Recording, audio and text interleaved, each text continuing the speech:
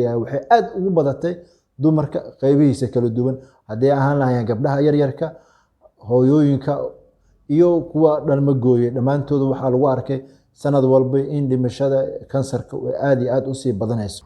ugu horeyntii Allah subhanahu wa ta'ala ayaa mahad leh marka labaad dhammaan asxaabta page-ka aan ku saaxiibnay anigoo ah Dr. Maxamed Liibaan Maxamed waxaan idin leeyahay assalaamu calaykum waraxmatullaahi wabarakaatuh maanta waxaan ka hadlaynaa kansarka ku dhaca naasaha hablaha ama hooyooyinka dabcan kaliya hablaha ama hooyooyinka kuma dhaco kansarka naasaha breast cancer wax loo yaqaano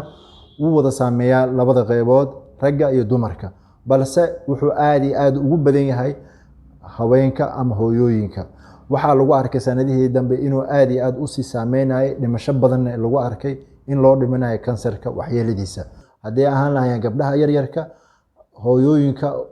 iyo kuwa dhalmo gooyay dhammaantood waxaa lagu arkay sanad walba in dhimashada kansarka ay aad iyo aad u sii badanayso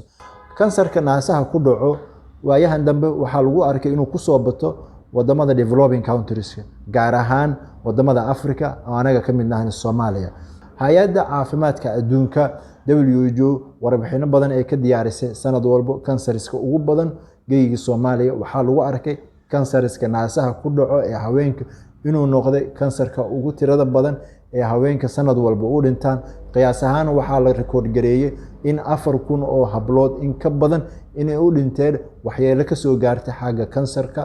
naasaha kansarka marka uu saameynayo jirka bani'aadamka ama ha ahaado midka naasaha ku dhaco waxa isbedel ku imaanayo unugyadii sida u shaqeynayeen qaab ahaan noocay ahaayeen waxay noqonayaan kuwa aad u bata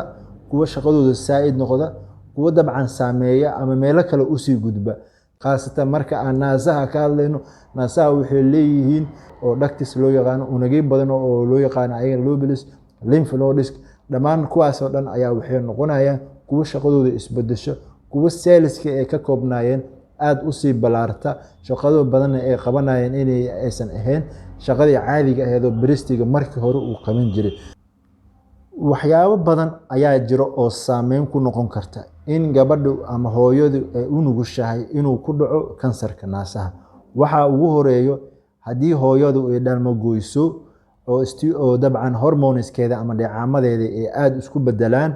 waxa laga yaabaa inuu saameeyo kansarka naasaha ku dhaco breast cancer sidoo kale waxa kale oo aad iyo aad u nugul leh gabdhaha aan wali guursanin oo da'da qaangaarnimada dhaafay taasoo ay sabab ku noqon karto in level hormoneskoodu uu qaldamo u nugul lahaadaan kansarka naasaha ku dhaco waxa kale oo aad iyo aad u saameeya family history oo gene defect ah haday cilideysan yihiin marka hidisidayaasha qofka unugyadiisa qaar ka mid ah oo qofkan uu yahay female wuxuu u nugul yahay inuu ku dhaco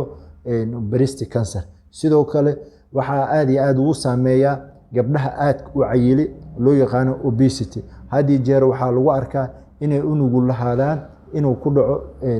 breast cancer wuxuu kale hadii jeer uu saameeya alcoholism-ka dadka sigaarka cabo alcohol isticmaalo daawooyinka tirada badan aan loo soo qorin waxa lagu arkay gabdhahaas inay develop gareeyaan ama uu ku dhaco kansarka naasaha waxa kale hadii jeer uu saameeya daawooyinkan hormonal therapy hooyooyinka loo soo qoro hormonal therapy daawooyinka dhacaamada saxa diyaarahay daawooyinka qanjirada endocrine system-ka marka ay kuwa qaarna ay bataan kuwa ay yaraadaan ayuu hadii jeer uu ku dhaco waxay noqotaa in uu ayagana ay ka qaadaan muddo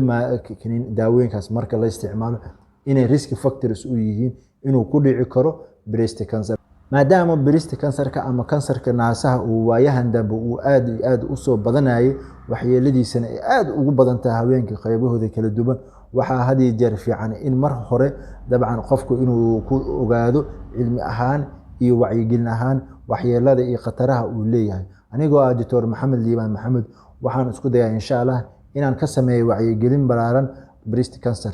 sidoo hadii aleedmo waxaan kala soo gelin doonaa calaamadaha qofku uu ku fahmi karo iyo sida ugu haboon uu isku baari karo anigoo ah Dr. Maxamed Liibaan Maxamed waxaan idin leeyahay aad iyo aad u mahadsantii dhageysiga iyo la socodka ala socotay barnaamijyadkayga